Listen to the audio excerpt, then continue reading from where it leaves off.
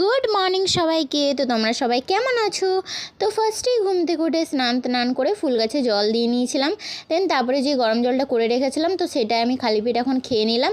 তারপরে চলে এসেছিলাম রান্নাঘরে টিফিন বানানোর জন্য, কারণ আজকে কলেজে একটা ক্লাস আছে। তো এই কারণে ভাবছি বাড়ি থেকেই টিফিন বানিয়ে নিয়ে যাব।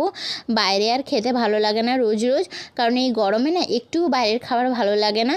তো দেখো আমি এখানে টিফিনটা বানিয়ে নিয়েছি, এখন প্লেটে আমি সার্ভ করে নিয়েছি। আর দেখো আমি তোমাদেরকে দেখাচ্ছি, এই বোতলটা আমি কালকে না বাজার থেকে নিয়ে এসেছিলাম, আর বাড়িতে এসে দেখি আমার টিফিনের কালারের সাথে ম্যাচ হয়ে গেছে। দেখতেই পাচ্ছ না কি সুন্দর লাগছে না বোতলটা আমার দেখে। তো তারপর আমি রেডি হয়ে বেরিয়ে পড়েছিলাম কলেজ যাওয়ার উদ্দেশ্যে। আর এই অটোটা পেলাম তো এটাতেই বসে পড়েছিলাম। আর রাস্তায় দেখি এক জায়গায় পুরো ঝামেলা লেগে গেছে গ্যাসের নিয়ে।